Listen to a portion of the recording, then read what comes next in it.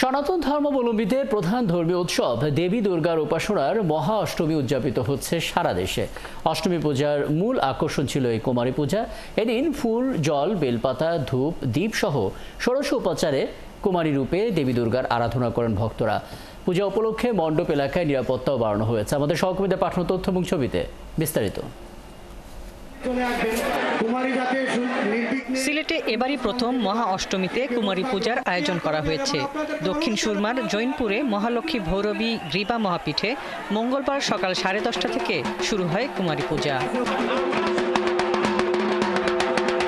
বরিশালে ফলাহার নিয়ে মন্দিরে অষ্টমী পূজার অঞ্জলি দেওয়ার জন্য উপস্থিত হন ভক্তরা। বরিশাল নগরী এবং জেলা মিলিয়ে এবার 640টি মণ্ডপে হচ্ছে পূজা। বিশ্ব মা জননীর কাছে প্রার্থনা করেছি দেশ ও জাতি মঙ্গলের জন্য, শান্তিপূর্ণভাবে জীবনযাপন করতে পারে, এটাই আমাদের মার কাছে চাওয়া। ময়মনসিংহের মন্দিরে মণ্ডপে দেবীর চরণে পুষ্পাঞ্জলি অর্পণ সহ নানা আচারে মহা অষ্টমী উদযাপন হয়। ঢাকঢোলের শব্দ ও উলুধ্বনিতে মুখর ছিল প্রতিটি মণ্ডপ। দেশ ভালো থাকে, সবাই আনন্দের সহিত ঘুরতে পারে, দেশের মানুষ যেন সবাই ভালো থাকে, সুন্দর থাকে। মৌলভীবাজারে সকাল থেকে জেলার 1010টি মন্দির ও মণ্ডপে দেবীর মহাস্নানের মাধ্যমে শুরু হয় মহা অষ্টমীর আনুষ্ঠানিকতা। এছাড়াও পূজা অর্চনার মধ্যে ছিল 108টি পদ্ম অর্পণ ও সন্ধি পূজা। আমরা খুব সাড়ম্বরে পরিবার পরিজন নিয়ে দুর্গোৎসব পালন করছি। তো মা এসেছেন আমাদের মাঝে, আমরা খুব আনন্দ করছি, খুব উপভোগ করছি। মানিকগঞ্জে চণ্ডী পাঠের মধ্য দিয়ে অষ্টমী পূজার আনুষ্ঠানিকতা শুরু হয়। জেলায় এবার মোট 553টি পূজা মণ্ডপে চলছে শারদীয় দুর্গোৎসব।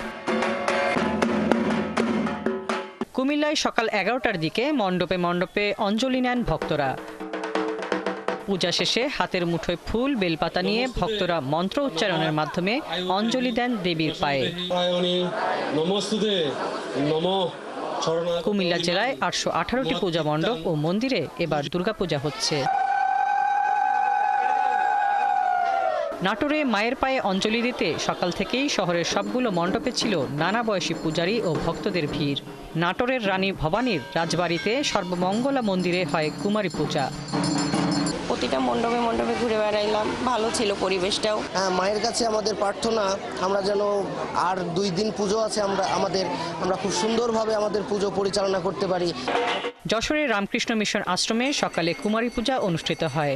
শঙ্খ, ঘণ্টা ও উলুধ্বনির মধ্য দিয়ে জাঁকজমকপূর্ণভাবে দুর্গাকে কুমারী রূপে অর্ঘ্য দেয়া হয়। আকুল নিবেদন মায়ের কাছে যে আমাদের সকলের মনস্কামনা মা পূর্ণ করে জগতে যেন শান্তি ফিরিয়ে আনুন। আমরা সবাই যেন ভালো থাকি, মা যেন আমাদের সবাইকে ভালো রাখেন। পূজা উপলক্ষে মণ্ডপে নিরাপত্তা জোরদার করেছে আইন শৃঙ্খলা বাহিনী। হাসিবা আলী বর্ণা, 71।